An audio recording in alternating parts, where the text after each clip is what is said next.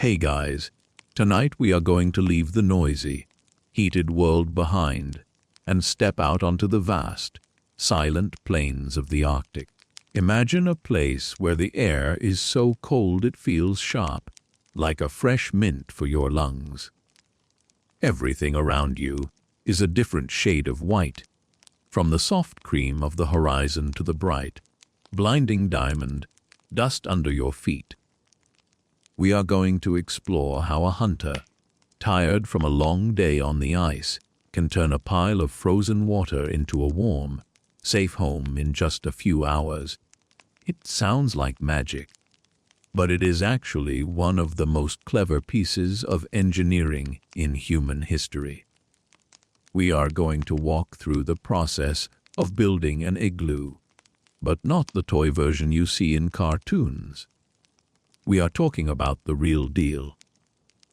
The snow house that has kept families safe and warm for thousands of years. In one of the harshest places on Earth, you probably believe that an igloo is just a tiny, cramped emergency shelter where you sit and shiver until the sun comes up. In reality, these snow houses were often spacious, comfortable, and warm enough that you could sit inside without a heavy coat, while the wind outside howled at 50 miles per hour. Some were even connected by tunnels to form a small underground village made entirely of frozen blocks. It is the original smart home, just without the Wi-Fi or the high electricity bill. Before you get too comfortable and possibly fall asleep halfway through, tap like and subscribe, but only if you genuinely enjoy this odd mix of boredom and history. It keeps the channel alive and the stories just sleepy enough to help you drift off again next time. I would love to know where you are listening from tonight. Are you tucked under a thick blanket in a rainy city? Or perhaps watching the stars from a quiet countryside? Post your location and the local time in the comments. It is always lovely to see our little community of sleepers growing across the globe. Now dim the lights, let the world outside grow quiet, and turn on a fan if you like that soft, steady hum in the background. Let your shoulders loosen and your breathing slow. This is your time to drift. No rush, no deadlines, no noise. Just you, a little warmth in the air, and the faint whisper of history waiting to unfold. So, settle in, and let's ease gently into tonight's journey together. The sun is low on the horizon, painting the snow in long, purple shadows that stretch across the tundra. You are standing in the middle of a great silence. The only sound is the rhythm of your own breathing, and the very faint whistle of the wind as it brushes against the fur of your hood. Your boots make a soft, muffled sound as you move across the frozen ground. This is not the kind of snow you find on a Christmas card. This is the Arctic, and the snow here is different. It is not soft or fluffy. It has been beaten by the wind for weeks, packed down until it is as hard as a loaf of stale bread. This is what you are looking for. You need the perfect building material. If the snow is too soft, your house will collapse like a failed cake. If it is too hard or icy, it will be impossible to cut. You are looking for the just right snow, the kind that can support your weight without your feet sinking in. You carry a long, thin probe made of bone. In the modern world, we use high-tech sensors for everything. But here, a simple stick of whalebone is your most important tool. You walk slowly, pausing every few steps to push the probe into the drifts. You are feeling for resistance. You want the probe to go in with a steady, firm pressure. If it drops through a soft layer, you move on. Finding the right snow is a bit like shopping for a mattress. Except if you pick a bad one, you might end up as a very cold popsicle. You smile to yourself, thinking how much easier it is to find a parking spot in a crowded city than it is to find the perfect building site on a flat, white plain. The wind picks up a little, tugging at your heavy sleeves. It is a reminder that the sun will not stay up forever, and you need to find your spot soon.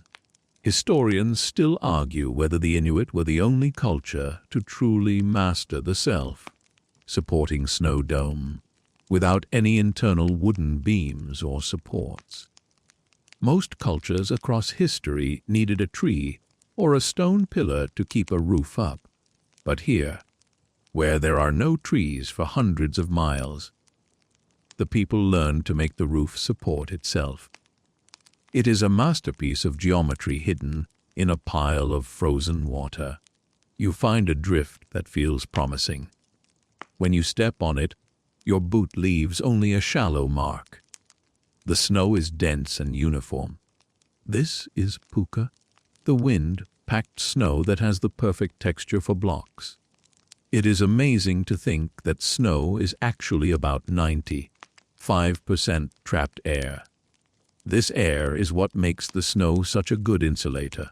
It is like living inside a giant frozen thermos. You take out your knife.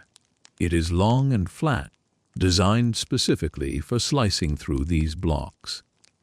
In the past, these knives were made of bone or ivory, but they were always sharp enough to cut through the snow, like it was a block of cheddar cheese. You begin to mark out a circle on the ground. This circle will be the foundation of your world for the night. You move with a calm, steady energy. In this environment, you do not want to sweat. If you work too hard and get wet, the cold will catch you. You have to move with the slow, deliberate pace of a person who has all the time in the world, even though the temperature is dropping.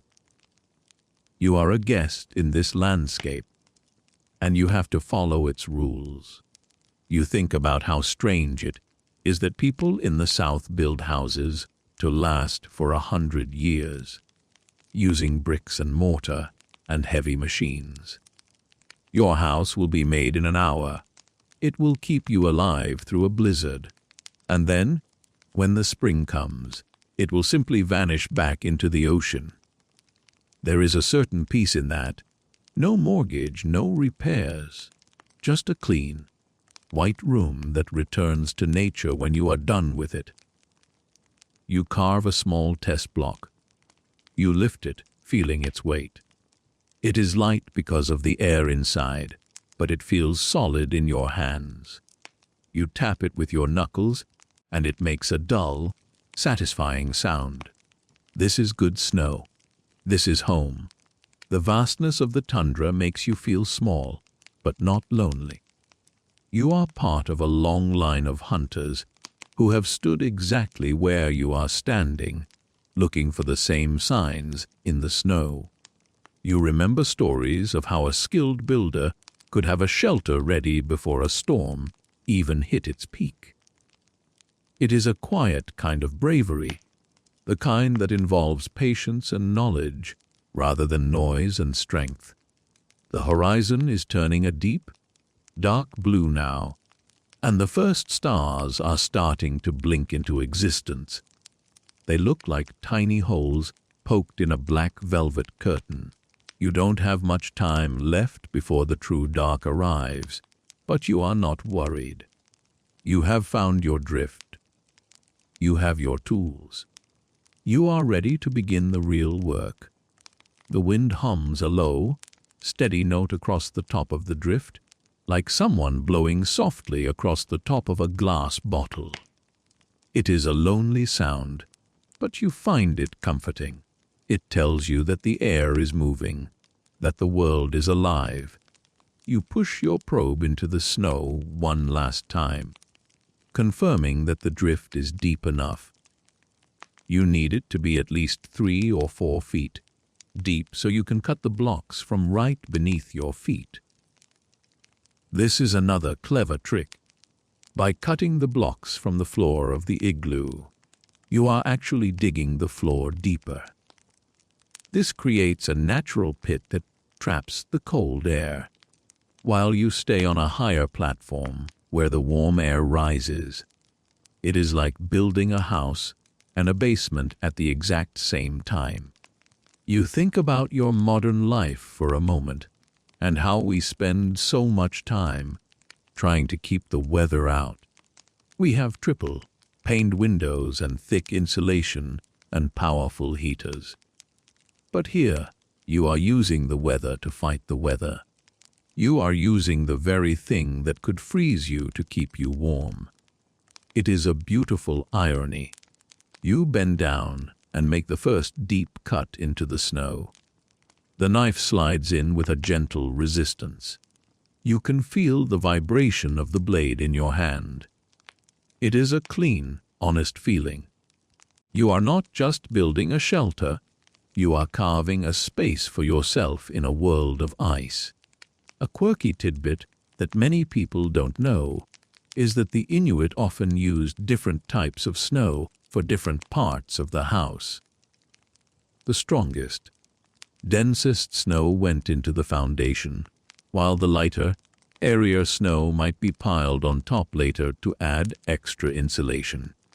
It is like choosing different grades of lumber at a hardware store, except everything is white and everything is cold. You work your way around the circle you marked, clearing the top layer of loose snow to reach the solid heart of the drift. Your movements are rhythmic. Cut, lift, clear. Cut, lift, clear. It is a meditation. Your mind begins to drift, moving away from the stresses of the day and focusing only on the silver, white surface in front of you. The cold is there, of course, but you don't fight it. You accept it as a neighbor. You are dressed in layers of caribou fur, which is another miracle of Arctic design. Each hair of a caribou is hollow, trapping even more air to keep your body heat close to your skin. Between the fur on your back and the snow in your hands, you are wrapped in layers of air. You are basically a walking, breathing bubble of warmth moving through a frozen void. It is a cozy thought. You take a breath, and the cold air feels like a drink of clear water. You realize that finding the snow is the most important part of the journey. If you start with bad snow, the rest of the night will be a struggle. But with this snow, this perfect, wind-hardened puka, the blocks will fit together like pieces of a puzzle. You can already see the house in your mind. You can see the glow of the lamp against the white walls and the way the frost will sparkle in the morning. You are not just a hunter, you are an architect of the ice. You stand up and stretch your back, looking out over the quiet land. There is no one else for miles, but you feel at home. The snow is ready, the circle is drawn. Now, the real building begins.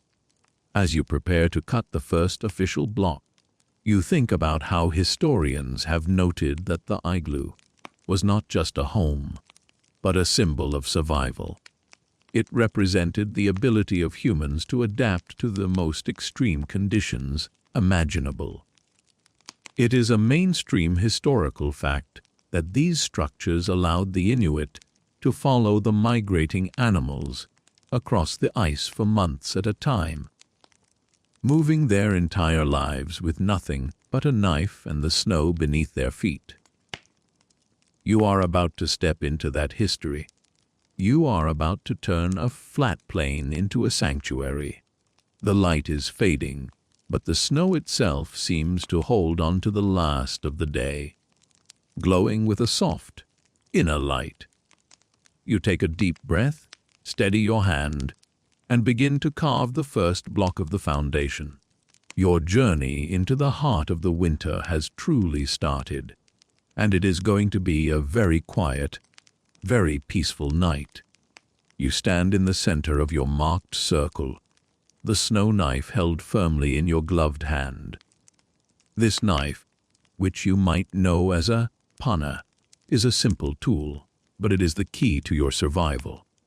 It has a long, flat blade that looks almost like a small sword, but it is not meant for battle. It is meant for the art of carving. You look down at the snow, that perfect, wind-hardened surface you found earlier. It looks like a giant, white canvas waiting for you to begin. The silence of the Arctic surrounds you, a vast and heavy quiet that makes every movement feel important. You can hear the soft rustle of your fur clothing as you shift your weight, a gentle reminder of the warmth you are carrying with you. You begin by making the first cut. You push the blade deep into the snow. It does not resist much. Instead, it gives way with a firm, satisfying consistency. You feel the vibration of the blade through your thick mittens, a subtle signal from the earth itself. You are not just cutting through ice. You are slicing through layers of time and weather, through weeks of storms that have pressed the snow into a solid mass. You move the knife in a straight line, about 2 feet long. This will be the length of your first block. You are working with the logic of the spiral, a design that is as old as the mountains around you. You think about how strange it is that in a world without trees or stones, people found a way to build a dome that can withstand the weight of a man standing on top of it. Historians still argue whether the circular floor plan of the snow house was a choice based on spiritual beliefs, or if it was purely a structural necessity. Some say the circle represents the cycle of life and the shape of the sun, while others point out that a circle has no corners for the wind to catch, making it the most aerodynamic shape in a storm. Whatever the reason, as you carve your own circle, you feel a sense of order. You are creating a boundary between the wild, freezing world and your own private sanctuary. You make a second cut, parallel to the first, and then 2 shorter cuts at the ends. You have outlined a rectangle. Now you must free it from the ground. You slide the blade horizontally under the block. This is the delicate part. You are undercutting the snow, separating the block from its icy foundation. You move with a slow, steady rhythm. There is no need to rush. In the Arctic, haste leads to mistakes, and mistakes lead to the cold. You are like a sculptor working with a very cold piece of marble. As you pull the knife back and forth, you hear the muffled sound of the blade moving through the crystals. It is a peaceful sound, like a secret being whispered in the dark. Finally, you feel the block give way. It is free. You lift it gently, feeling its surprising lightness. Because it is mostly trapped air, it is easy to handle, yet it feels as solid as a brick. You place this first block on the edge of your circle. It sits there, a bright white monument to your progress. You look at it and realize that you have just unboxed the first piece of your new home. And the best part is that there are no complicated instruction manuals or missing screws to worry about. It is the ultimate flat pack furniture provided by nature itself. You smile, thinking that if you tried to explain this to someone in a big city, they might think you were making it up. You don't need a truck or a crane. You just need a sharp knife and a bit of patience. A quirky tidbit that often surprises people is that the snow knife was not always made of metal. Before trade with the South brought steel, these knives were often crafted from the ribs of whales or the ivory of walrus tusks. These materials were strong enough to cut the snow, but flexible enough not to snap in the extreme cold. You can almost feel the weight of that history in your own hand as you start on the next block. Each block you cut is a bit better than the last. You are finding your rhythm now. The cold air keeps your mind sharp, but your body is starting to warm up from the steady movement. As you work, you think about how this process has barely changed for centuries. While the rest of the world was developing concrete and steel, the people of the North were perfecting the snow block. It is a mainstream historical fact that an experienced hunter could build a full shelter in less than 2 hours, even in the middle of a blizzard. It is a masterclass in efficiency. You aren't just building a wall, you are building a life-saving bubble. You cut another block and another, lining them up around the perimeter of your circle. The wind continues to hum its low, steady song, but it feels farther away now. As your wall grows, it begins to block the breeze. You are already creating a microclimate. You notice the way the light from the rising moon catches the edges of the blocks, making them glow with a faint blue shimmer. It is incredibly beautiful. You take a moment to look at your hands. Your mittens are covered in a fine dusting of snow, like powdered sugar. You shake them off, the movement making a soft, brushing sound against your furs. You feel a deep sense of calm. The world outside is vast and indifferent, but here, in your small circle, everything is under your control. You decide to make the first row a bit special. Instead of keeping the blocks perfectly flat on top, you begin to shave them down into a long, sloping ramp. This is the secret of the igloo. If you just stacked blocks in flat rings, the roof would never stay up. By creating a continuous upward slope, you are building a spiral. The house will not be a series of layers, but one single, winding ribbon of snow that climbs toward the sky. It is a brilliant piece of engineering that requires no math, only intuition. You feel like a bit of a genius as you carve the slope. Even though you know you are just following the wisdom of thousands of generations, you think about the open concept, living you have right now. With only one row of blocks done, you have a great view of the horizon, though the walls are currently only about a foot high. It's not exactly private, but the neighbors are all seals and polar bears, and they aren't known for complaining about the architecture. You chuckle softly to yourself. The humor helps keep the loneliness of the tundra at bay.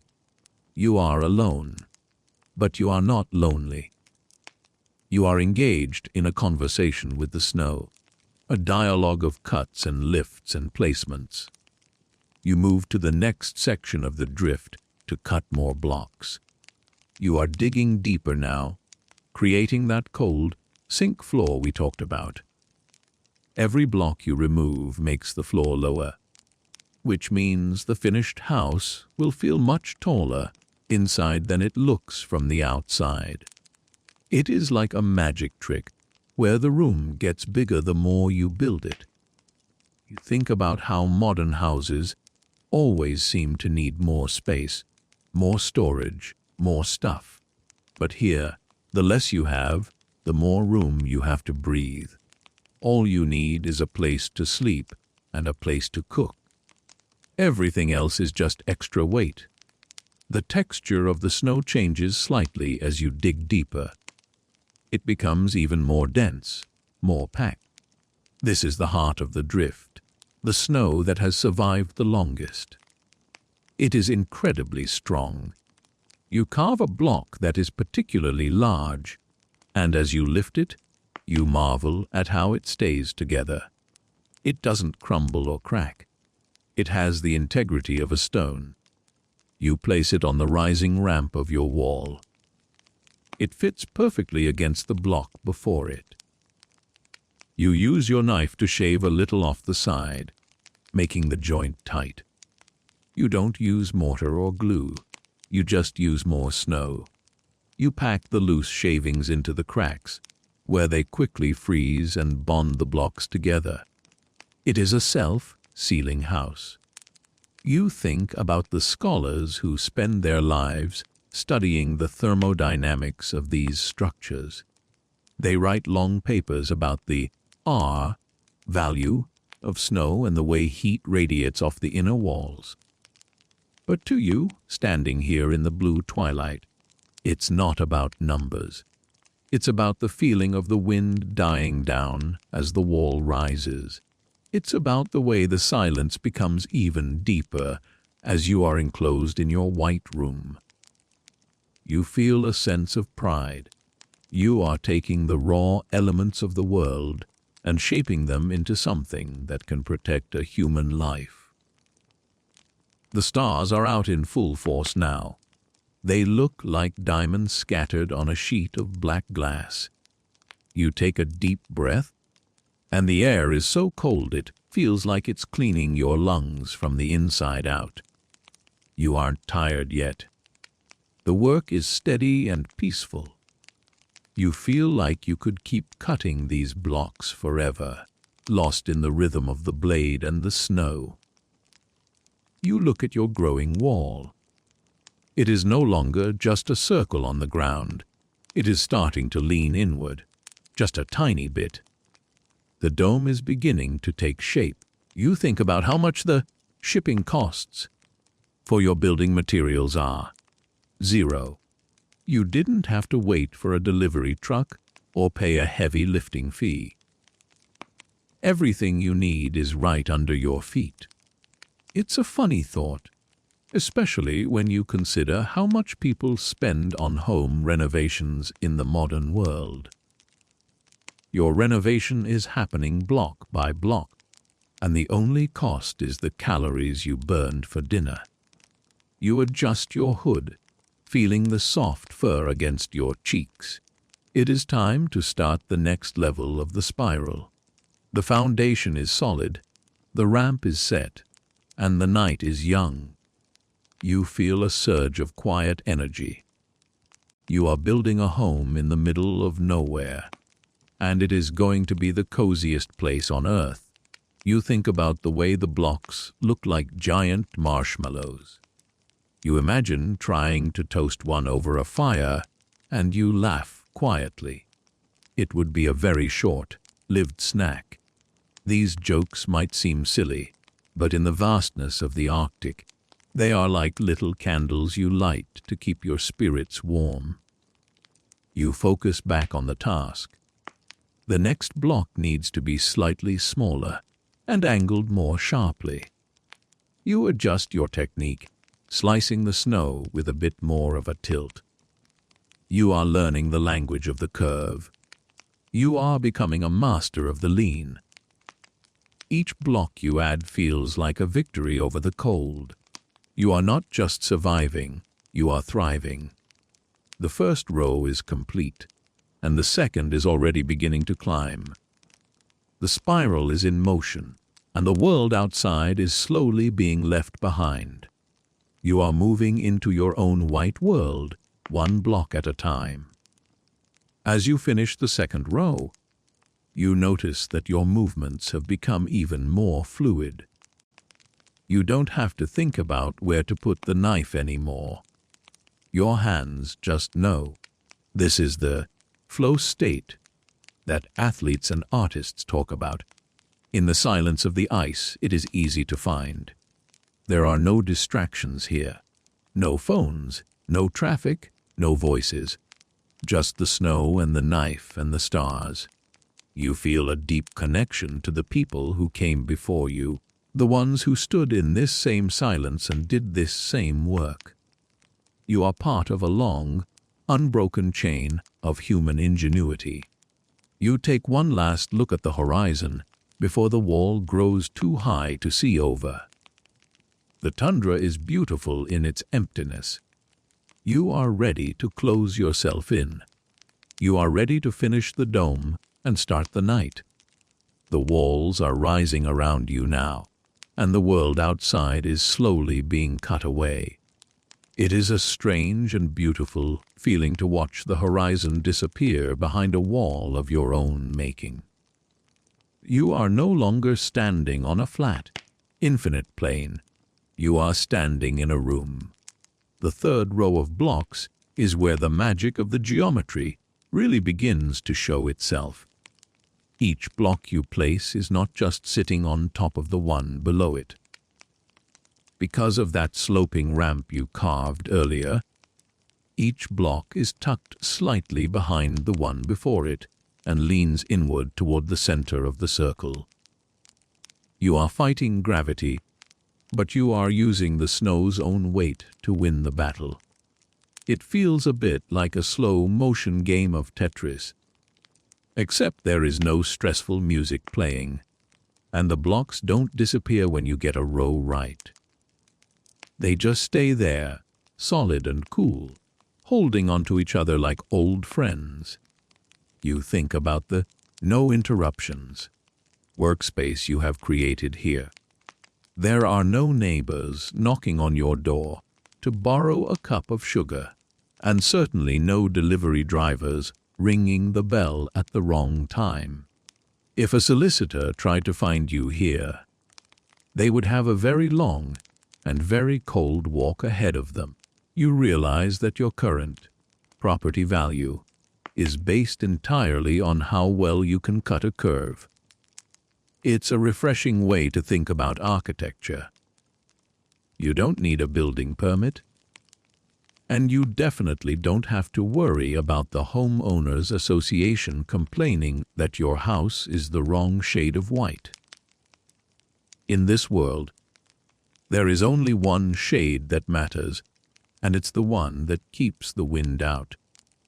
Historians still argue whether the transition from seasonal skin tents to year-round snow houses was driven by a sudden cooling of the climate or by a clever change in hunting patterns that required people to stay out on the sea ice longer.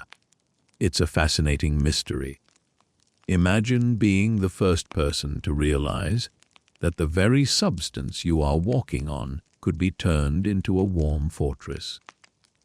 It's a leap of logic that is as impressive as the invention of the wheel. You feel a deep respect for that nameless inventor as you shave the edge of a block to make it fit the tightening curve. You are not just building a shelter. You are practicing an ancient art form that is perfectly tuned to its environment. The inward lean of the walls is getting steeper now. When you look up, the circle of sky above you is smaller than it was 20 minutes ago. It's like looking up from the bottom of a very clean, very white well. You have to be more precise with your knife now. Each block needs to be shaped into a slight wedge, wider at the top than at the bottom, so it can't fall inward. It is a mainstream historical fact that a properly built snow house does not need any internal support. No poles, no beams, nothing but the blocks themselves. The weight of each block pushes against its neighbor, creating a pressure that locks everything in place. It's a structure held together by the very force that tries to pull it down. You take a moment to rest your arms. The physical work is gentle but constant. You notice that the air inside your rising walls feels different. It is still cold, yes, but the bite of the wind is gone. The silence is thicker here. Outside, the wind is a restless traveler, but inside your circle, the air is beginning to settle. You can hear the soft, rhythmic sound of your own heart beating, a steady drum in the quiet. You reach out and touch the wall. The snow feels surprisingly dry. It's not wet or slushy. It's more like a very fine, grained stone. You think about how people in the South use heavy machines to move earth and rock, while you are using nothing but a blade and your own hands to move the frozen ocean. A quirky tidbit that you might find interesting is that while we call them igloos, the word igloo in the Inuit language actually refers to any kind of house, whether it's made of snow, sod, or wood. We have narrowed the meaning down to just the snow version, but to the people who invented them, a home is a home, regardless of what it's built from. You like that idea. It makes your snowy project feel more permanent, even though you know it's temporary. You are building a home for the night, a sanctuary for your dreams. You look at the next block you've cut. It's a bit smaller than the ones in the foundation. As the dome gets higher, the blocks get smaller and lighter. It makes sense. You don't want to be lifting heavy weights above your head when you're tired. You think about modern zoning laws and how your current construction would probably cause a minor heart attack for a city inspector. Where is the fire exit? They might ask. Is this structure rated for seismic activity? You laugh softly to yourself, the sound muffled by your heavy hood. Your only inspector is the wind, and it will let you know very quickly if you've made a mistake. But you haven't. Your blocks are tight, your spiral is true, and the inward lean is perfect. You are creating a catenary curve, the same shape that architects use for the world's most beautiful cathedrals. It is the strongest shape in nature for supporting weight. You are basically building a cathedral out of frozen water. The light is changing again. The deep blue of the Arctic twilight is turning into a rich, velvety black. The stars are so bright, they seem to vibrate. You feel like you could reach up and pluck one out of the sky through the hole in your roof. You realize that you are rapidly losing your open concept living room as the dome closes in. In a few more rows, you won't be able to see the stars at all unless you leave a window. You decide that a window is a grand idea. In the old days, hunters would sometimes use a clear block of freshwater ice, which is much more transparent than snow, to let the light in. Others might use a piece of translucent seal intestine, which sounds a bit less poetic, but works just as well. For tonight, though, you will rely on the natural glow of the snow itself. You lift another block and slide it into the spiral. It fits with a soft, sliding sound, like a book being pushed into a shelf. You use your knife to trim the edges, and the shavings fall to the floor like giant flakes of glitter. You are working in a world of whites and grays, but your mind is full of warmth. You think about the upstairs of your house, which is really just the top of the dome. You wonder if anyone has ever tried to build a 2-story igloo. It seems like a lot of work for a place where you're just trying to stay warm. The beauty of the dome is its simplicity. It's one room that does everything you need it to do. It's a bedroom, a kitchen, and a living room all rolled into one perfect sphere. Your boots make a dull, rhythmic sound as you move around the interior, packing snow into any tiny gaps between the blocks. This is the insulation phase.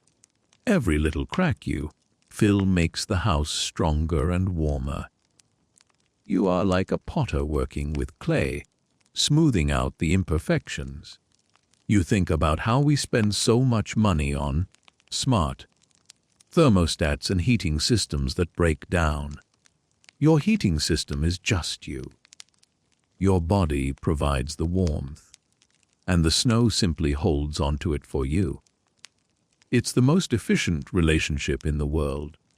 You give the house life, and the house gives you safety. The wind outside seems to be picking up a little. You can hear it whistling across the top of your wall, but it can't reach you anymore. You are standing in a pocket of calm. You look at the curve of the wall and realize how much it looks like the inside of a giant seashell. There is a natural, organic beauty to the shape. It doesn't have the harsh lines of a modern apartment building. It's soft and rounded, following the laws of physics rather than the whims of a designer. You feel a sense of peace that you rarely find in the real world. There are no bills to pay here, no emails to answer, no news to worry about. There is only the snow and the task at hand. You imagine what it would be like if everyone had to build their own house out of the materials they found around them. We would probably have a lot more respect for our shelters. We wouldn't take a warm roof for granted if we had to carve every block ourselves. You find yourself talking to the snow, thanking it for being so cooperative tonight. "Good snow," you whisper, and you feel only a little bit silly for doing so. In a place this quiet, everything feels like it has a soul. The wind, the ice, the stars, they are all part of the conversation. You are nearing the final few rows now. The hole at the top is only a few feet across. You have to stand on the raised platform you created while digging out the floor to reach the top. This is the moment where the dome feels the most fragile, but also the most exciting. You are almost finished with the shell. You look down at the floor and see the piles of loose snow you've created. You will use those later for the sleeping platform. Nothing goes to waste here. Every shaving, every scrap of snow has a purpose.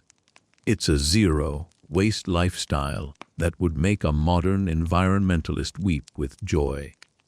You think about the history of Arctic exploration and the explorers from Europe who tried to bring their heavy tents and wood stoves to this landscape. Many of them suffered because they didn't understand the snow. They saw it as an enemy, a frozen obstacle. But the people who lived here saw it as a gift. They knew that the snow was the only thing that could save them from the cold. You feel lucky to be learning this lesson tonight. You are not fighting the Arctic, you are dancing with it. You are moving in time with the seasons and the weather. As you prepare the next block, you notice a small, quirky detail. When you tap on the wall now, the sound doesn't travel outward into the void.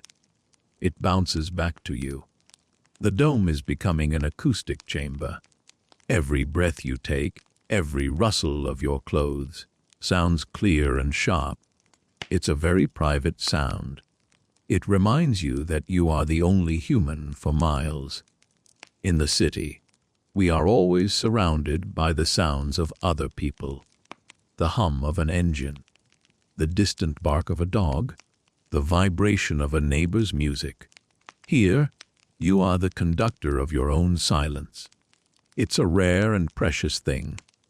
You lift the block and set it in place.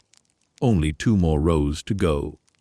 You can feel the moisture from your breath freezing into tiny crystals on the inside of the walls. These crystals will eventually form a thin layer of ice, which will make the structure even stronger. It's like the house is growing a skeleton. You take a deep, slow breath and let it out. The steam from your mouth rises toward the shrinking hole in the roof. You are almost there. The dome is nearly closed. You can feel the cozy starting to settle in, like a blanket being tucked around your shoulders. The world of the hunter is small, but it is complete. You have everything you need, and the rest of the world can wait until morning. You are standing on a small mound of snow inside your nearly finished house. The hole above you is no bigger than a large dinner plate. It is the only thing left connecting you to the sky. Through this small opening, you see a single, bright star. It looks like a tiny lantern hung in the middle of a black velvet room. The air inside the dome has already changed. It is still, quiet, and surprisingly calm. Outside, the wind is probably still whispering across the tundra, but in here, you can only hear the soft, rhythmic sound of your own breathing. You have reached the most important part of the placement of the key block, or the capstone. This is the piece that locks the whole structure together, turning a pile of snow into a solid, self-supporting dome. You look at the snow blocks you have left. You need one that is just a bit larger than the hole at the top. You pick a block that feels dense and strong. You lift it, feeling the familiar weight of it in your hands. This is the ultimate sunroof closing ceremony, but instead of glass and metal, you are using a piece of the frozen ocean. You smile, thinking that your new ceiling is about to be finished, and you didn't even need a ladder or a crane. You just needed a little bit of height and a very steady hand. It's like trying to put the last piece into a jigsaw puzzle, but the puzzle is made of ice, and if you drop it, it might hit you on the head. Of course, since it's snow, it would be a very soft and very cold surprise, but you would still rather get it right the first time. You lift the block above your head. You have to push it through the hole from the inside, tilting it so it passes through the narrow opening. Once it is through, you slowly lower it back down so that it rests on the edges of the top row. You move with the care of a jeweler setting a diamond. You don't want to bump the other blocks. Everything is held in place by friction and the gentle inward lean you have been building all night. As the block settles, you feel a faint vibration, a sign that the weight is being distributed across the dome. It fits. The hole is closed. For the first time, you are completely surrounded by white walls. It is very dark now, but the snow itself seems to have a memory of the light. It glows with a faint, ghostly gray. You take your knife and reach up, trimming the edges of the key block from the inside. You want it to sit flush with the rest of the spiral. The shavings fall on your face and shoulders like tiny cold kisses. You brush them off, the sound of your mittens against your fur hood sounding loud in the new silence of the room. This is a mainstream historical fact that many people forget.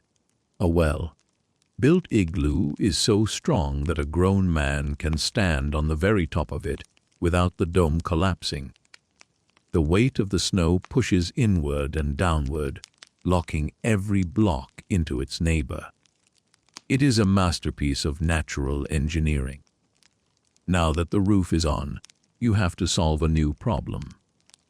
You are inside a sealed bubble, but you need a way to get out, and more importantly, a way for the cold air to stay out. You don't just cut a door in the side of the wall. That would let the wind blow right in, and all your hard-earned warmth would vanish. Instead, you use the cold sink method. You begin to dig. You are still standing on the raised platform of snow in the center of the igloo. You take your knife and your snow shovel, which might be made of caribou antler, and you begin to carve a trench into the floor. This trench is your entrance. You dig it deep, so that it goes down below the level of the outside snow. Then, you dig a tunnel that leads out from the bottom of the trench to the world outside. This is a brilliant piece of physics, because warm air is lighter than cold air. The warmth from your body and your lamp will rise and stay trapped in the upper part of the dome, where you will be sleeping. The heavy, freezing air from outside will flow into the tunnel and get stuck in the bottom of the trench. It's like a natural barrier made of air. Historians still argue whether the specific depth of the entrance tunnel was calculated based on wind speed or simply personal preference. But every hunter knows that a deeper tunnel means a warmer night. You work with a steady, digging rhythm. The snow from the floor is perfect for piling around the outside of the dome later to add even more insulation. You feel like a mole, tunneling through the white earth. It is the original low-profile entrance, perfect for avoiding any unwanted visitors, though the only visitors out here are likely to be curious polar bears, and they aren't very good at knocking. You laugh quietly to yourself at the image of a bear trying to fit through your narrow tunnel. If you think your hallway at home is cramped, try crawling through a 4-foot tunnel made of frozen water while wearing 3 layers of fur. It is a bit of a squeeze, but it is the price of total safety. As you dig, you notice a quirky tidbit about the air. Even though you are enclosed, you don't feel stuffy. The snow is porous, meaning it can breathe, just a little bit, allowing fresh oxygen to seep through the walls, while the thick blocks keep the heat in. Some hunters would even poke a tiny hole in the roof with their probe to act as a chimney for the lamp. You decide to do this later. For now, you focus on the floor. You are carving out a sleeping platform that is higher than the entrance. This is your bedroom. It is a large, flat bench of snow that takes up about half of the interior space. You smooth the surface with your hands, making it as level as possible. The physical effort of digging makes you feel warm. You can feel the heat radiating from your chest and shoulders. Your heavy parka is doing its job, trapping that heat close to your skin. You think about how strange it is to be building a house from the inside out. In most constructions, you stand on the outside and look in. But here, you are the heart of the structure. You are the center of this small, white world. The walls are smooth and curved, catching the very faint light that filters through the snow. It's like being inside a giant pearl. You finish the tunnel. You crawl through it to the outside just to check your work. When you emerge, the sudden vastness of the Arctic night is a shock. The wind is much stronger than you realized. It whips across the plains, carrying a fine spray of ice that stings your eyes. You look back at your house. It looks like a small, white hill, almost invisible against the snowdrifts.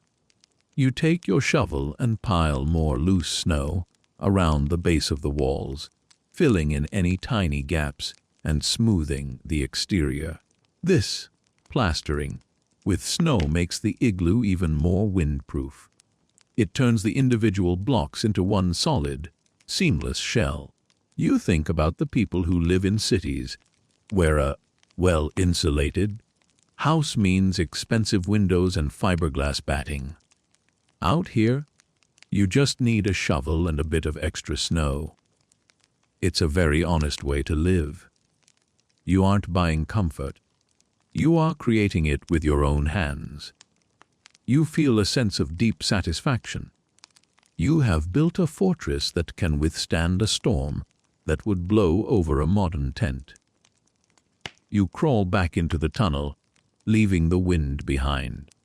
As you move through the narrow passage, the sound of the wind fades away, replaced by that heavy, comforting silence. You stand up inside your dome. It's significantly warmer already, just from your own body heat being trapped in the small space. You take your snow knife and make one final adjustment to the sleeping platform. You want it to be perfect.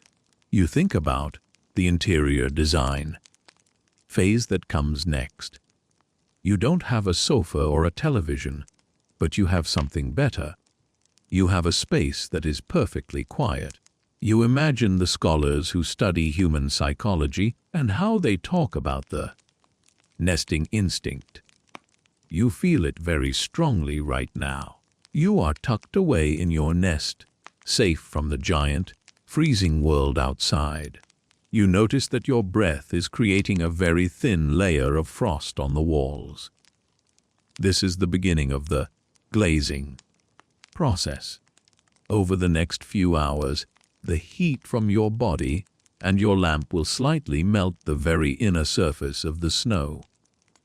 At night, when the lamp is lowered, this moisture will freeze into a thin skin of ice.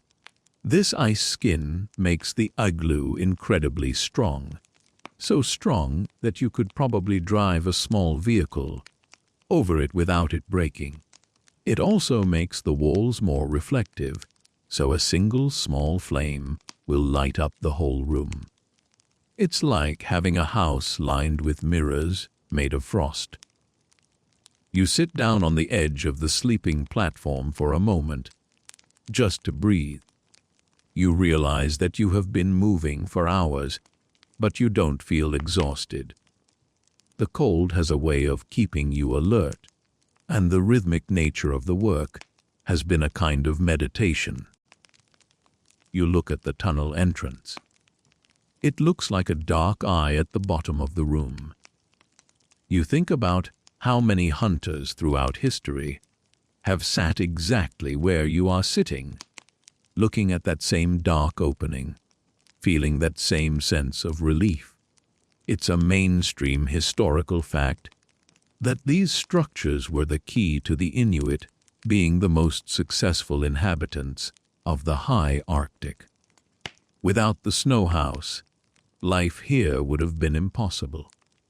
A quirky tidbit that comes to mind is that in the deep winter, some families would build several igloos close together and connect them with a series of tunnels. You could go from the kitchen to the bedroom to the neighbor's house without ever stepping outside into the wind. It was the world's first indoor shopping mall, except instead of stores, there were just more piles of furs and more friendly faces. You like the idea of a subterranean snow village. It makes the Arctic seem less like a wasteland and more like a hidden kingdom. You reach into your pack and pull out a small piece of dried meat. It's cold and hard, but it tastes wonderful. Your body needs the fuel to keep producing heat. You chew slowly, listening to the silence. It's not a dead silence, it's a living one. You can hear the faint creak of the snow blocks as they settle into each other, adjusting to the weight and the temperature. The house is alive in its own way. It's a breathing, changing thing. You feel a strange sense of gratitude toward the snow. It's your floor, your walls, and your roof. It's the material that could kill you if you were lost in it. But it's the material that is saving you now. You think about how people in the South complain when it snows 2 inches. They worry about their cars and their driveways. But here, snow is life. It's the most valuable resource you have. You realize that perspective is just a matter of where you are standing. In a city, snow is an inconvenience. On the tundra, snow is a miracle. You take another bite of the meat and look around your white room. It's small, maybe 8 feet across, but it feels huge because of all the quiet it contains. You decide it's time to bring in the rest of your gear. You crawl through the tunnel one more time, fetching your furs and your small stone lamp. You pull them through the dark passage and into the light of the dome. Each item you bring in makes the space feel more like a home. The furs are heavy and smell of the outdoors, a mix of cold air and old smoke. You lay them out on the sleeping platform, creating a thick, soft bed. You think about how many modern mattresses claim to be orthopedic or memory foam, but nothing beats several layers of caribou skin on a solid base of snow. It's the original firm support mattress. You are almost ready to settle in. The structure is complete. The roof is sealed. The entrance is dug. The cold sink is waiting to catch the winter. You feel a deep, sleepy peace washing over you. The hardest work is done. Now, you just have to create the light. You look at the small stone lamp in your hands. It's a cudlick, a simple bowl made of soapstone. It doesn't look like much, but it is the heart of the igloo. Without it, you are just sitting in a cold, dark cave. With it, you are the master of a warm, golden sanctuary. You take a moment to look at the walls one last time before you light the lamp. They are so white, they almost seem to glow in the dark. You can see the faint lines where the blocks meet, a spiral pattern that reaches up to the hidden capstone. You feel a sense of pride. You built this. You took a flat, empty space and turned it into a house.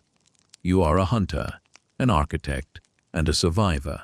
You take a slow, deep breath, feeling the air move in and out of your lungs. The world outside is 1,000 miles away. Here, in the heart of the snow, everything is exactly as it should be. You are ready for the warmth. You are ready for the light. You are sitting in a darkness so thick it feels like a heavy blanket. Now that the key block is in place and the tunnel is finished, the only light comes from the faint blue, white glow of the snow walls. It is a very quiet, very deep dark. It is the kind of darkness that makes your other senses wake up. You can feel the texture of the caribou furs beneath your hands. You can hear the slow, steady rhythm of your own heart. You can smell the crisp, clean scent of the frozen world. But you need more than just a safe room. You need a warm one. You reach out into the dark, your fingers finding the familiar shape of your stone lamp. This is the cudlick, and in many ways, it is the most important object in your entire world. It is a shallow bowl, carved from a single piece of dark soapstone. It is heavy, solid, and smooth, worn down by years of use. This lamp is not just a tool. It is a piece of technology that has remained almost unchanged for thousands of years because it is already perfect. You place the lamp on a small shelf of snow you have carved into the wall near your sleeping platform. It is important to keep it off the floor, away from the heavy, cold air that sits in the entrance trench. You reach into your kit and pull out a piece of seal blubber. In the modern world, we think of fuel as something that comes in a bright plastic can from a gas station. But here, your fuel is a gift from the sea. It is a mainstream historical fact that seal oil was the primary source of light and heat for the Inuit for generations. It is an incredibly energy-dense material. You place the blubber in the lamp and begin to press it with a small, flat stone. As you work, the oil begins to seep out, filling the bottom of the soapstone bowl. It is a slow, methodical process. You are not in a rush. The darkness is patient, and you must be patient too. You think about how strange it is that this piece of fat, which once helped a seal stay warm in the freezing ocean, is now going to do the same for you in your house of snow. It is a beautiful cycle of energy. Next, you need a wick. You have a small pouch filled with dried moss or manique. This is not just any moss. It is a specific kind of Arctic cotton grass or peat moss that has been carefully gathered and dried during the short, bright summer. It feels soft and crumbly in your fingers, like very old velvet. You take a pinch of the moss and begin to lay it out along the straight edge of the lamp. You are creating a long, thin line of wick. This is a very delicate task. If the wick is too thick, it will smoke and make the air inside the igloo heavy and gray. If it is too thin, it will not give off enough heat. You are looking for that perfect balance. You use a small, pointed bone tool to press the moss into the oil, making sure it is fully saturated.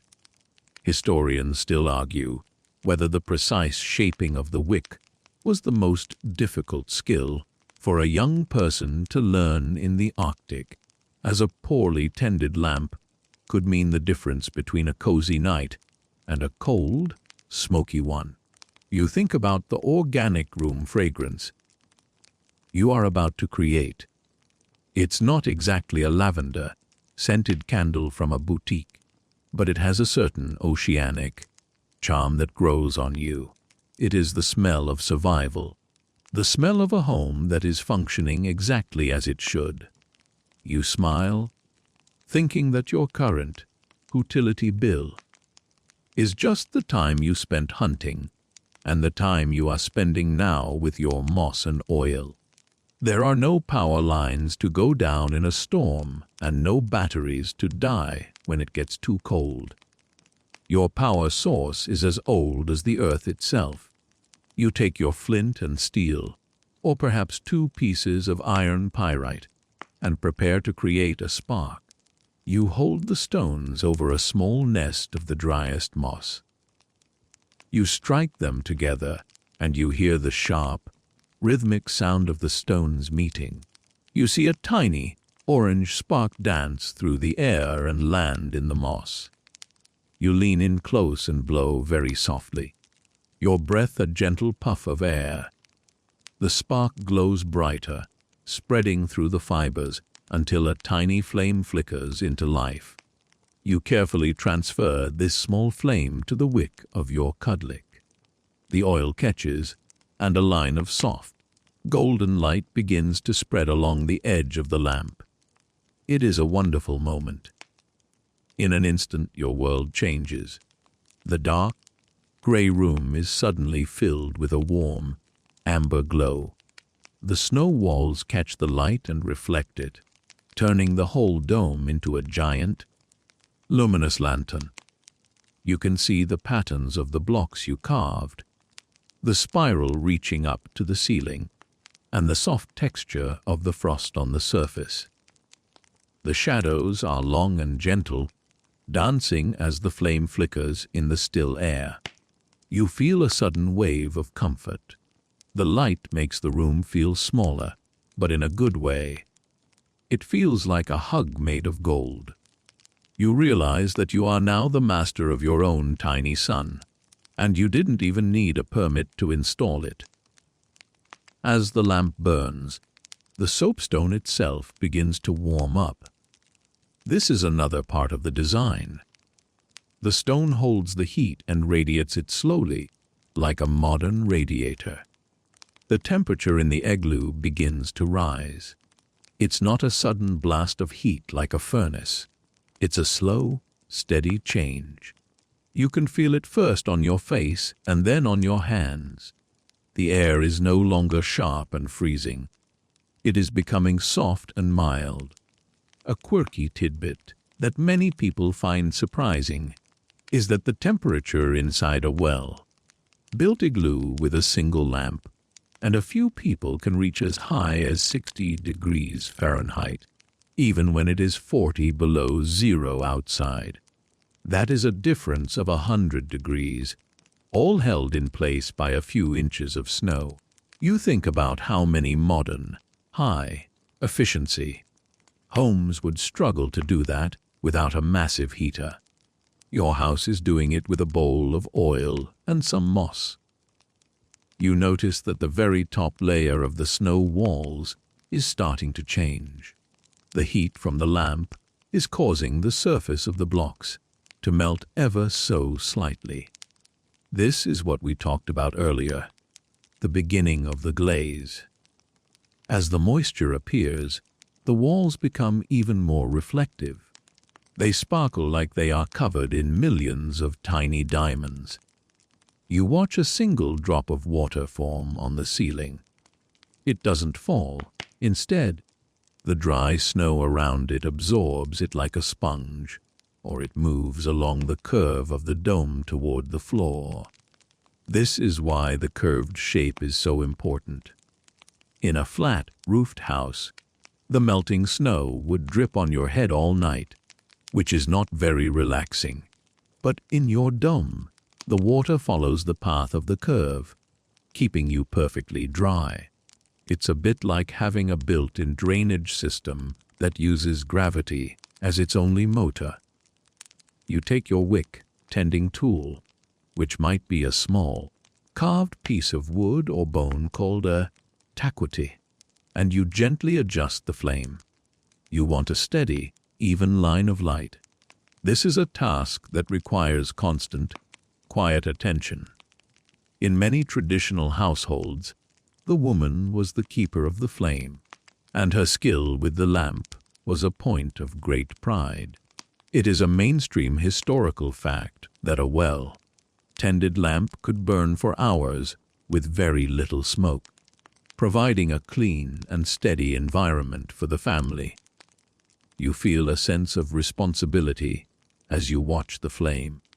You are the guardian of the warmth. You are the one who is keeping the winter at bay. It is a very peaceful kind of work. It keeps your hands busy but lets your mind wander. You think about the interior design of your space now that the light is on. You have your sleeping platform covered in furs, your lamp glowing on its shelf, and your tools tucked neatly into the snow. It's a very minimalist aesthetic. You don't have a television or a bookshelf, but you have the most beautiful wallpaper in the world. A shimmering, crystalline surface that changes every time the flame moves. You think about how people in the South spend thousands of dollars on mood lighting and accent walls. You have achieved the same effect with a handful of snow and a bit of blubber. You chuckle to yourself, thinking that you should start a magazine called Arctic Living. Though the subscription list might be a bit short, the humor feels good. It keeps the vast, cold emptiness of the tundra from feeling too heavy. The heat is really starting to settle in now. You decide it's time to take off your heavy outer parka. You pull it over your head, and the air feels surprisingly pleasant against your inner layer of fur. You are sitting in a room made of ice, and yet you are comfortable in just your shirt sleeves. It's a miracle of physics that never gets old. You look at the entrance tunnel. You can see the heavy, cold air sitting down there in the trench. It looks almost like a pool of dark water. But up here, on your raised platform, the air is warm and light. You are literally floating on a bubble of heat. You realize that you are experiencing the most basic form of human comfort, a warm fire and a safe roof. It doesn't matter that the fire is a lamp and the roof is snow. The feeling is the same as it has been for 1,000,000 years.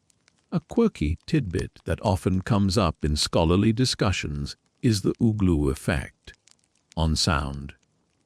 Because the walls are curved and made of snow, which is full of tiny air pockets, the room is incredibly quiet. It absorbs sound instead of bouncing it around. When you speak or move, the sound is soft and muffled. It's like being in a professional recording studio, but without all the wires and microphones. This silence is part of the nursing of the hunter. After a long day of wind and noise and the harsh sounds of the ice, the igloo provides a space for the ears to rest. You feel your shoulders drop away from your ears. You feel the tension in your neck start to melt away, just like the surface of the snow. You decide to melt a little bit of snow for water.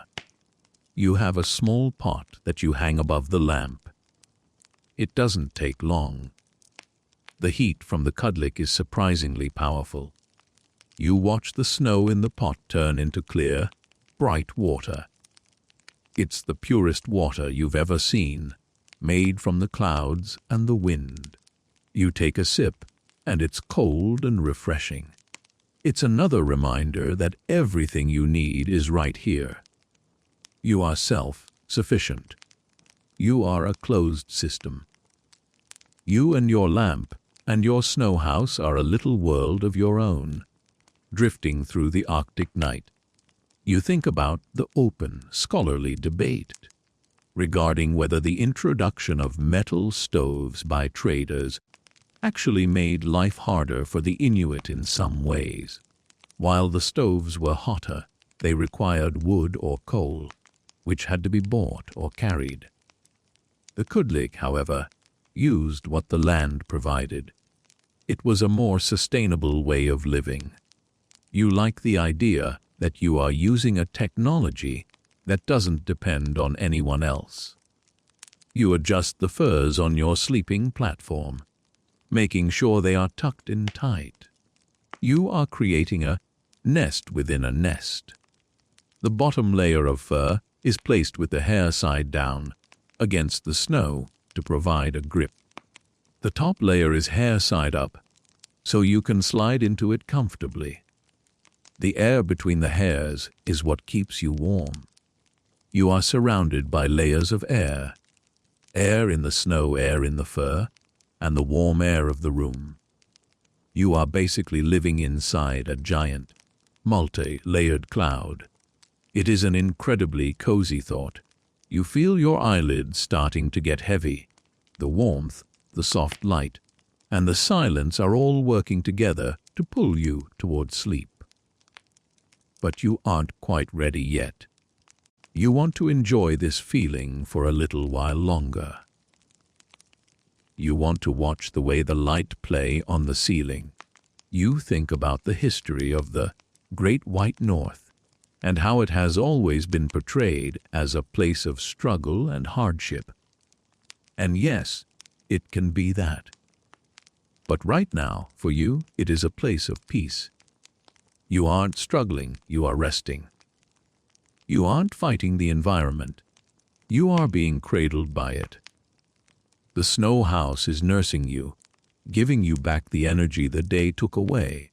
You realize that the nursing hunters part of the title isn't just a metaphor.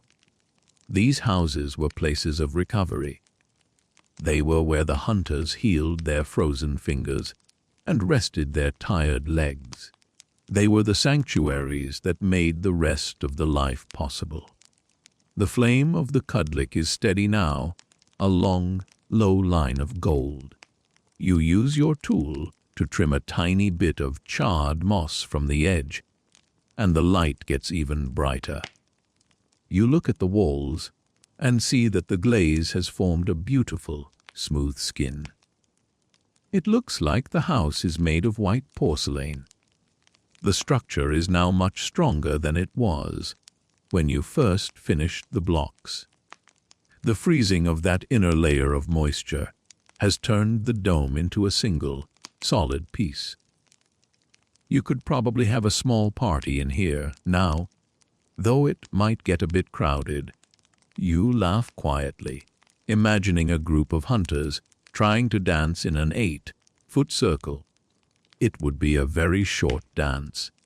You take another deep breath, and you can feel the warmth all the way down in your lungs. The air is slightly humid from the melting snow and the lamp, which makes it feel even more comfortable. It's a very healthy kind of warmth. You think about the modern world with its dry, forced air heat that makes your skin itchy and your throat sore. Your snow house provides a natural, moist heat that feels much more kind to the body.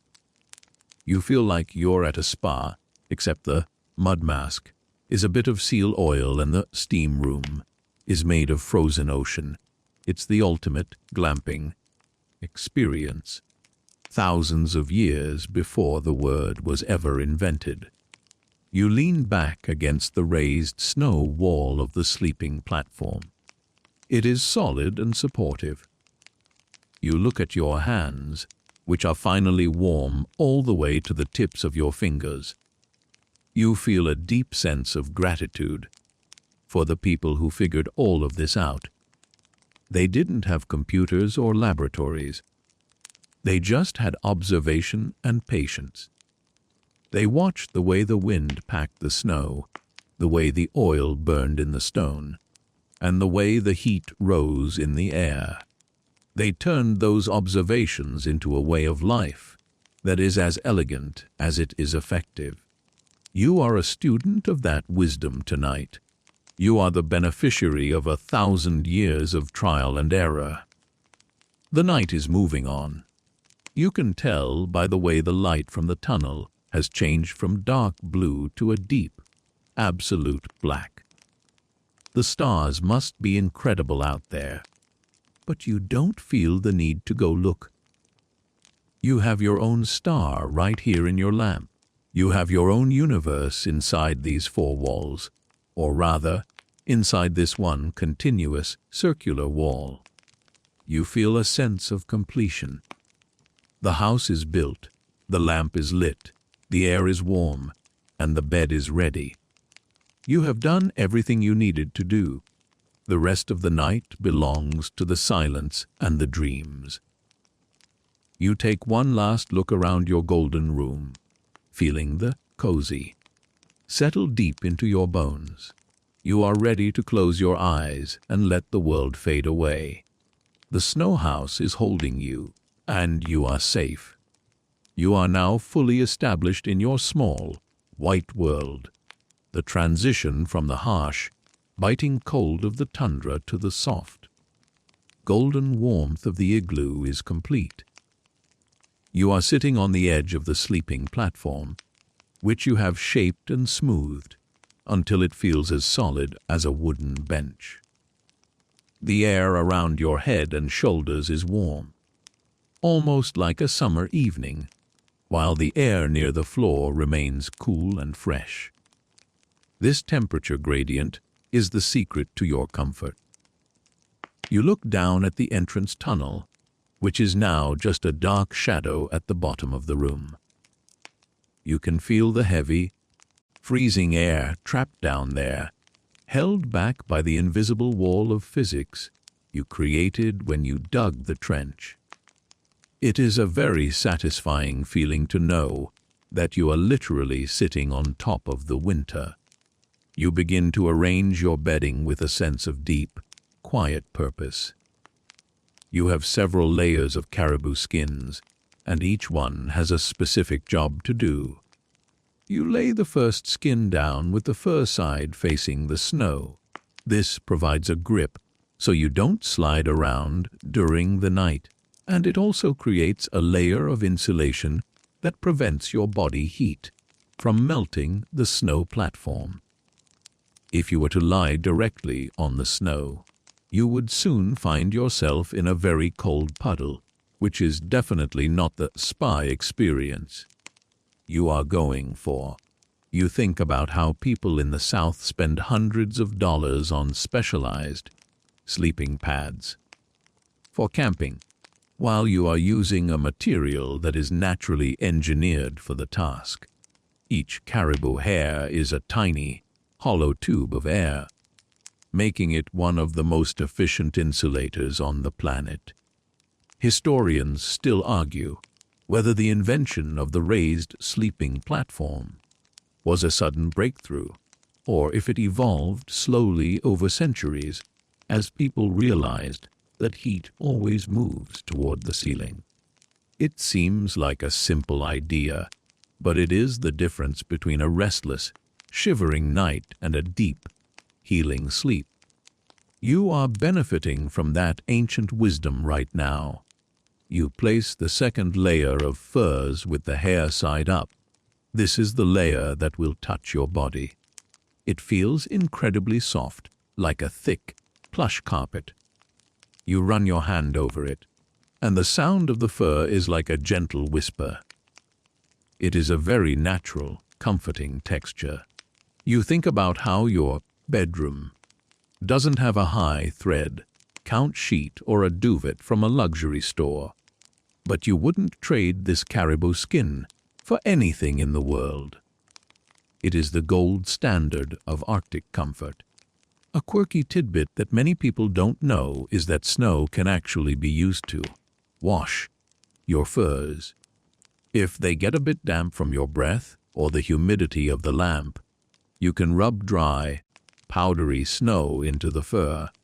The snow absorbs the moisture and any oils, and then you just shake it out.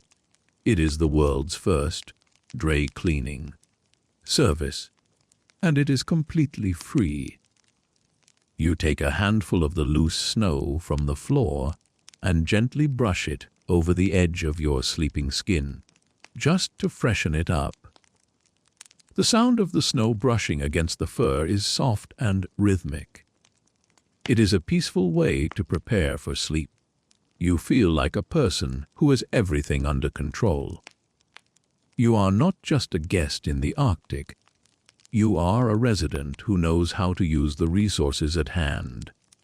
You take off your heavy boots, known as kamiks. These are also masterpieces of design, made from waterproof seal skin with liners of soft grass or fur. Your feet are warm and dry, which is a luxury that many early explorers would have envied. You think about the mainstream historical fact that many of the famous expeditions to the North Pole failed because they tried to use European-style clothing and tents instead of learning from the people who actually lived there. They brought heavy wool that stayed wet and wooden stoves that were too bulky to carry. You, on the other hand, are sitting in a house made of frozen water, wearing the skins of the animals that thrive here, and you have never felt more secure. It is a lesson in the power of local knowledge. You lean back against the curved wall of the dome. The snow feels solid and supportive. You notice that your breath is no longer forming a thick cloud in front of your face. The air is warm enough that the moisture stays invisible. You look at the kudlik lamp, which is still burning with a steady, golden flame. The light makes the crystals in the snow walls dance and sparkle. It is like being inside a giant geode. You find yourself staring at a particular spot on the wall where the blocks join together. The line is almost invisible now, smoothed over by the thin glaze of ice that has formed. The house is becoming a single, unified structure. It is no longer a collection of blocks. It is a solid shell. You feel a sense of coziness that is hard to describe to someone who hasn't experienced it. It is the feeling of being completely protected from a world that is fundamentally indifferent to your survival. You decide to make a little joke to yourself about your no vacancy sign. If a wandering caribou or a curious fox wanted to stay the night, they would find the entrance tunnel quite a challenge. You are the only inhabitant of this white castle, and you like it that way. The solitude of the Arctic is not a lonely thing. It is a vast, open space that allows your mind to expand. Without the constant noise of modern life, your thoughts become clearer and slower. You think about the action, cadence of your day, the steady cutting of the blocks, the digging of the tunnel, the lighting of the lamp. Every action had a clear purpose. There was no busy work or wasted time. In this environment, every move you make is a move toward safety and comfort. You reach for your small bag of supplies and pull out a needle made of bone and some thread made of sinew. Even now, in the quiet of the night, there is a small sense of maintenance to attend to. You notice a tiny loose stitch on one of your mittens. You begin to repair it with slow, deliberate movements.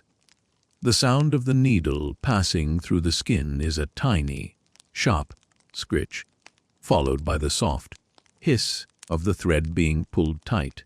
It is a meditative task. You think about the history of survival sewing and how a single broken stitch could lead to frostbite in the past. Your ancestors knew that the details were what kept you alive.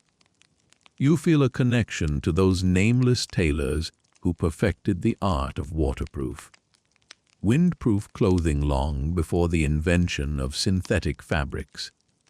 The warmth of the lamp is making you feel very drowsy. You put your sewing away and decide it is time to fully settle into your nest. You slide your legs into the layers of fur, feeling the immediate warmth as the caribou hair traps your body heat. It is a very deep, penetrating kind of warmth. You think about how modern heaters often feel dry or thin, but this heat feels substantial. It is the heat of life itself.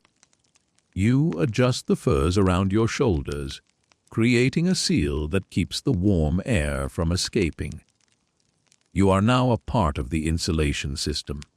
Your body is the furnace, the furs are the insulation, and the snow house is the outer shell. It is a perfect, closed loop of energy. You look up at the ceiling one last time. The single star you saw earlier through the keyhole is now hidden by the snow, but you know it is still there.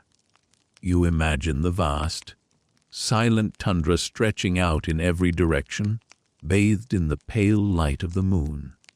Somewhere out there, the wind is still moving, and the ice is still shifting with a low, distant groan. But in here, everything is still. The only movement is the tiny, flickering dance of the lamp flame. You reach out with your wick, tending tool, and lower the flame just a little bit.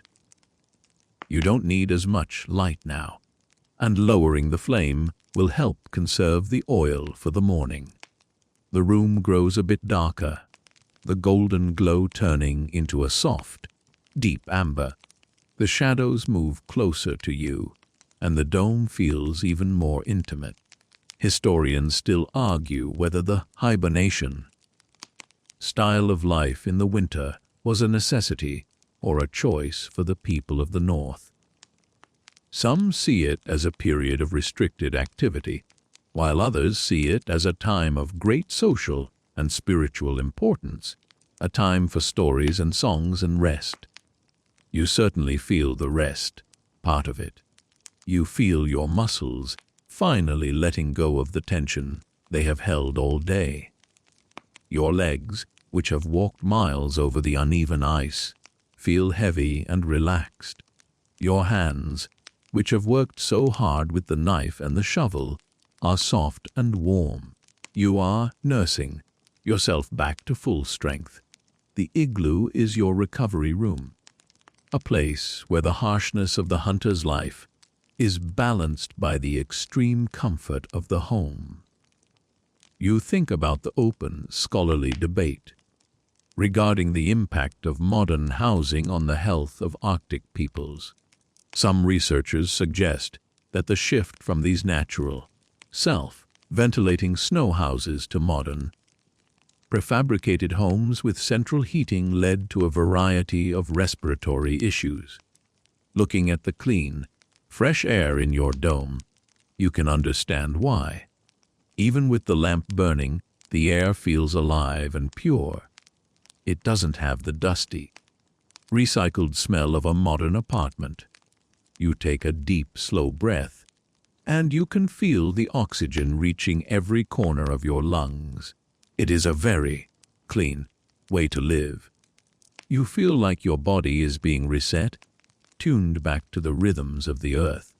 A quirky tidbit that makes you smile is the fact that in some very large igloos, people would actually build a small, indoor bathroom area near the entrance, separated by a wall of snow. It's not exactly a marble, tiled master bath, but it shows that even in the middle of the ice, humans crave a bit of organized living. You don't have a separate bathroom, but you have a system that works, and that's all that matters. You think about how much we complicate our lives with amenities that we don't really need. Tonight, your amenities are a stone lamp and a pile of furs, and you feel like the wealthiest person in the world. You have a roof that won't leak, a bed that is perfectly soft, and a heater that won't break down. What more could anyone ask for? The silence in the room is now so profound that you can hear the very faint tinkle of frost crystals forming on the inner surface of the walls. It is a delicate, musical sound, like tiny glass bells being rung by the wind. It is the sound of the house growing stronger. You close your eyes for a moment and imagine the structure of the snow. You think about those billions of tiny air pockets, each one acting as a barrier against the cold. You are surrounded by a billion little protectors. You feel a deep sense of trust in the snow. It is your friend and your guardian. You feel your breathing slow down, matching the steady, quiet rhythm of the lamp. You are drifting closer to the edge of sleep, that soft, gray place where the world fades away. But before you go, you think about the morning. You think about how the light will look when it first hits the translucent walls. You imagine the world waking up outside, the blue shadows retreating as the sun makes its brief appearance on the horizon. But that is hours away. For now, there is only the dark and the warmth. You feel a deep, sleepy gratitude for this moment. You think about the history of sleep and how, for most of human existence, sleep was a communal and carefully guarded thing. You are part of that history tonight. You are sleeping the sleep of the hunter, the sleep of someone who has earned their rest through work and knowledge. You reach out and touch the caribou fur near your face. It is warm from your breath. You tuck it closer to your chin. The smell is comforting, a mix of clean fur and the faint, sweet scent of the moss wick. You realize that you have forgotten about the world outside entirely. The city, the traffic, the deadlines, they all seem like a strange dream from another life. In this life, there is only the snow and the circle. There is only the lamp and the fur. You feel a sense of profound simplicity. You have returned to the basics of human existence, and you find that they are enough. They are more than enough. You find yourself thinking about the A1, B2 learners who might be listening to your story. You hope they can feel the cozy through the words. You hope they can imagine the texture of the snow and the glow of the lamp. You want them to know that the Arctic is not just a place of ice and danger, but a place of incredible beauty and warmth. You want them to feel the peace that you feel right now. You are a storyteller, weaving a narrative of white and gold, helping the world to slow down and breathe. You feel a quiet pride in your work, both the building of the house and the telling of the tale. The flame of the cudlick is very low now, just a tiny blue and orange point of light. It casts long, flickering shadows that move across the ceiling like ghost fingers. You watch them for a while, your eyes half closed. The movement is hypnotic. You feel your body becoming lighter, as if you are floating on the furs. The boundary between you and the room is starting to blur. You are the warmth, and the room is the warmth. You are the silence, and the room is the silence. You take one last, deep breath of the cool, warm air. It is perfect. You are safe. You are warm. You are home. You think about the mainstream historical fact that an igloo, once abandoned, will eventually be reclaimed by the snow. It will melt and freeze and melt again until it is just another drift on the tundra. There is no waste, no scar on the land. It is a temporary gift from the environment, and you are using it well. You like the idea that your presence here is so gentle. You are not fighting the land, you are resting in its arms. The thought is like a final, warm blanket being pulled over your mind. You are ready now. The darkness is a friend. The silence is a song. The snow house has done its job. It has nursed you, protected you, and now it is leading you into the deep, restorative sleep of the north. You feel a tiny thud in your chest. Not a sound, but a feeling of total relaxation. Your heart rate has slowed to a peaceful resting pace. Your mind is quiet. The last of the day's thoughts drifting away like smoke from a dying fire. You are no longer thinking about the blocks, or the tunnel, or the lamp. You are just being. You are a part of the Arctic night, a tiny spark of warmth in a vast, cold universe. And yet, in this small dome, you are the center of everything. You are the heartbeat of the snow. The world is quiet. The world is still. You are ready to dream of white plains and golden lamps. You are ready to let go. The world begins to change before you even open your eyes. You are aware of a shift in the quality of the silence. It is no longer the heavy, thick silence of the midnight hours. There is a lightness to it now, a subtle vibration that tells you the sun is approaching the edge of the world. You stir beneath your layers of caribou fur, and the movement is slow and languid. Your body feels heavy, deeply rested, and incredibly warm. The heat you generated throughout the night has been held close by the hollow hairs of the furs and the thick, air-filled walls of the dome. You take a slow, deep breath, and the air is cool against your cheeks but warm in your chest. You open your eyes, and for a moment, you simply stare at the ceiling. The dark, amber glow of the lamp has faded, and in its place is a soft, ethereal blue. It is the color of the deep ocean, or the sky just before the first star appears. The light is coming through the walls. This is the miracle of the snow house that you only truly appreciate in the morning. The wind-packed snow is not solid, it is translucent. It acts like a giant, curved lens, filtering the harsh glare of the Arctic sun into a gentle, milky radiance. You watch as the light grows stronger, shifting from that deep, moody blue to a bright, pearly white. You can see the texture of the snow blocks more clearly now. The glaze we talked about earlier.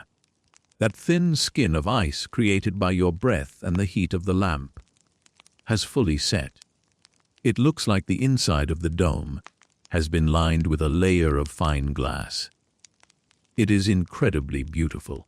You reach out a hand and touch the wall. It feels cold and smooth, as hard as stone. You think about how this structure, which started as a pile of loose drifts, is now a solid, unified fortress. It is a masterpiece of natural chemistry. You realize that your room service is not going to bring you a continental breakfast, and there is no coffee machine in the corner. You smile to yourself at the thought of a barista trying to navigate your entrance tunnel with a latte. In this world, breakfast is whatever you have left in your pack, and the only view is the one you see through the glowing walls. But you don't feel like you are missing anything. You feel a sense of profound contentment. You are warm, you are safe, and you are awake in a place that few people ever get to see. You watch the light dance across the ceiling, creating patterns that look like moving water. This is the nursing of the hunter coming to its conclusion. The house has protected you through the dark, and now it is gently waking you up to the day. A quirky tidbit that many people don't realize is that igloos were not just used for sleeping. In the summer months, or when the weather began to warm, an abandoned igloo could act as a natural refrigerator. The deep, frozen floor and the thick walls would stay cold much longer than the outside air, making it the perfect place to store whale meat or seal fat. It was the original walk-in cooler, provided by the earth itself. You think about the resourcefulness of the people here. Nothing is ever wasted. A house is a home until it is no longer needed, and then it becomes a tool for another purpose. You look at your own small space and wonder how long it will stand after you leave. It might last for days or weeks. A quiet monument on the tundra, slowly turning back into the sea. Historians still argue whether the Thule people or the Dorset culture were the primary innovators of the specialized snow house construction we see today. Some scholars believe the techniques were passed down through thousands of years of trial and error, while others suggest it was a sudden adaptation to a changing climate. It is a fascinating debate that reminds you how much of human history is written in the ice. We often think of civilization as something that involves stone temples and written books, but here, civilization is a perfectly cut block of snow and a well-tended lamp. It is a different kind of genius, one that is focused on harmony with the environment rather than the mastery over it. You feel like a guest in an ancient school of wisdom. As the sun rises higher, the light in the room becomes almost blindingly bright, even though you are completely enclosed. You notice a small, circular patch of light that is even brighter than the rest. This is where you might have placed an ice window. It is a mainstream historical fact that Inuit builders would often find a piece of clear, freshwater ice from a nearby pond and freeze it into the wall of the igloo. Freshwater ice is as clear as any window in a modern house. It allows the hunter to see the weather outside without opening the door. It is the original picture window. You didn't install one last night, but the snow itself is doing a fine job of letting the morning in. You feel like you are living inside a giant, glowing pearl. You begin the process of getting ready for the day. It is a slow, rhythmic movement, much like the one that brought you to sleep. You sit up and reach for your kamiks, the seal skin boots. They are dry and warm. You pull them on, the soft fur lining feeling good against your skin. You notice that your movements are quiet. In the igloo, there is no need for noise. The dome absorbs the sound of your clothes rustling and the soft thud of your boots on the snow floor. You think about the sensory diet of the modern world, the constant beeps, the hum of electricity, the distant roar of traffic. Here, the only sounds are the ones you make yourself. It is a very honest way to live. You are in total control of your environment. You take your snow knife one last time and make a small adjustment to the entrance tunnel. You want to make sure the way out is clear. As you move toward the trench, you feel the sudden drop in temperature. The cold sink is still working perfectly. The freezing air is trapped down there, waiting for you. You take a deep breath of it, and it feels like a shock to your system, waking you up completely. It is a sharp, clean cold that tastes like the mountains. You think about how people in the South use alarm clocks that make terrible noises to wake them up. Your alarm clock is the light through the walls and the cold air in the tunnel. It is much more effective and much more peaceful. You look back at your sleeping platform. The furs are still warm from your body. You spend a few minutes folding them and packing them away. This is the closing down of your home. You feel a strange sense of nostalgia, even though you only lived here for one night. This little dome of snow has been your entire world. It has been your sanctuary, your kitchen, and your bedroom. You think about the minimalist lifestyle that is so popular in modern magazines. You have achieved it here in its purest form. You have everything you need and nothing you don't. You have the tools to survive and the knowledge to be comfortable. You realize that wealth is not about how much you own, but how well you can live with what you have. You decide to take one last look at the Kudlik lamp. The oil is almost gone, and the flame is a tiny, flickering point. You use your bone tool to extinguish it. The amber glow vanishes, and the room is instantly filled with the bright, cool blue of the morning light. It is a beautiful transition. You realize that the lamp was the heart of the night, but the sun is the heart of the day. You don't need the fire anymore. You have the world waiting for you outside. You pick up your pack and prepare to crawl through the tunnel.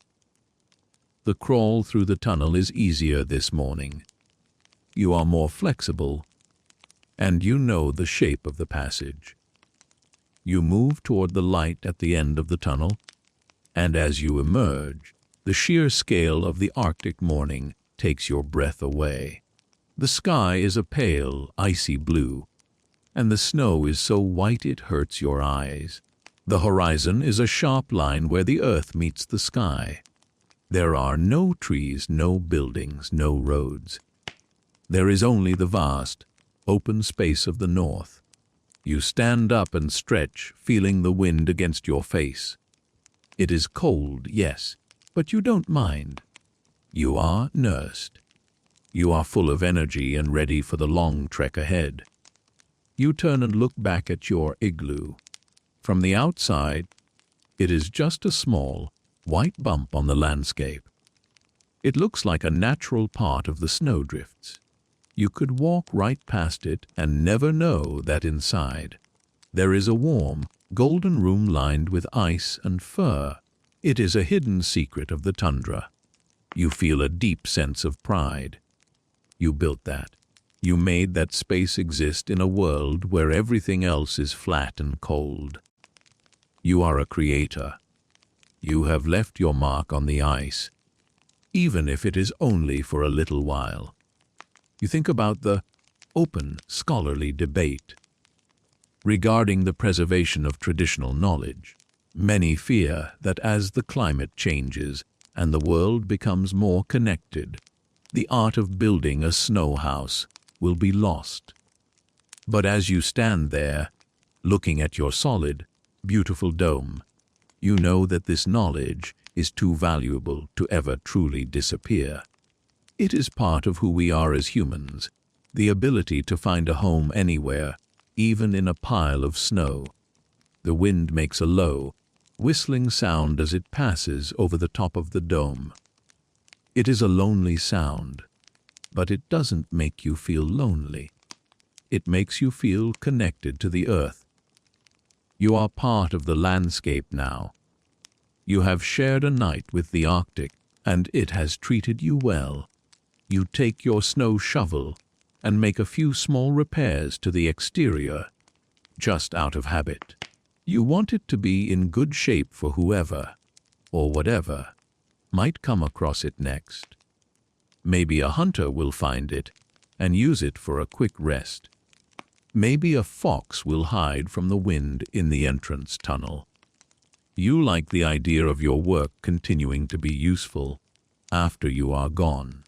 You begin to walk away, your boots making a rhythmic, crunching sound on the hard, packed snow. The sound is steady and comforting.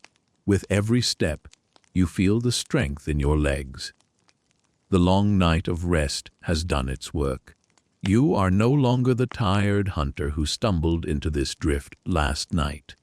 You are refreshed. You are nursed. You look at the sun, which is slowly climbing higher in the sky. It is a small, pale disk, but it is enough to light your path. You think about the global specks of your journey. You have traveled through history, through physics, and through the very heart of the winter. You have seen how humans can take the simplest materials and turn them into something extraordinary. You think about the bed, time history you have just lived through. It is not a history of wars or kings or great discoveries.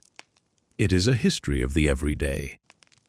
It is the history of how people stayed warm, how they slept, and how they looked after one another in a harsh world.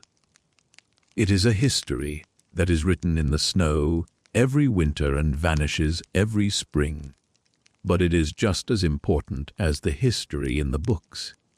It is the story of human resilience and ingenuity.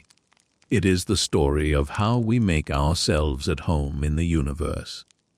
You take one last look over your shoulder at the small white dome. It is already starting to blend into the horizon. Soon, it will be gone from your sight, but it will never be gone from your memory. The vastness of the tundra no longer feels intimidating. It feels like a place you know. You understand its rules and its rhythms. You know how to find the right snow, how to cut the blocks, and how to light the lamp. You have the keys to the kingdom. You continue your walk, the sun warming your back. You feel a deep, quiet joy. The world is big and cold and silent, but you are warm and small and full of life. You are the hunter, the builder, and the dreamer. You are exactly where you are supposed to be. And as the day unfolds before you, you know that whatever challenges come, you have the memory of the snow house to keep you strong. You are ready for anything. The morning is yours. The light continues to brighten, turning the world into a brilliant, shimmering landscape of diamonds and silver. You feel a sleepy peace even now, in the middle of the bright day. The memory of the dome is like a warm coal you are carrying in your pocket. You can reach for it whenever you need to feel safe. You think about the people listening to this story, tucked into their own beds in far-off cities. You hope they have felt the cozy of the snow house. You hope they can imagine the soft blue light and the golden flame of the lamp. You want them to drift off to sleep, knowing that the world is full of wonders, and that even in the coldest places, there is warmth to be found. You take a final deep breath of the Arctic air. It is the last one of the story, and it is the best one yet. It is full of the promise of the day and the memory of the night. You turn your face toward the sun and keep walking. The silence follows you, a gentle companion. The snow house is behind you, but its spirit is with you. You are part of the history of the ice now. You are part of the story of the North. And as you walk into the bright, white future, you feel a sense of perfect, sleepy peace. The journey is complete. The night is over. The hunter is home. As we come to the end of our journey through the frozen North, I want you to take a moment to feel the weight of your own blankets. Think about the warmth that is trapped there, just like the heat in the snow house.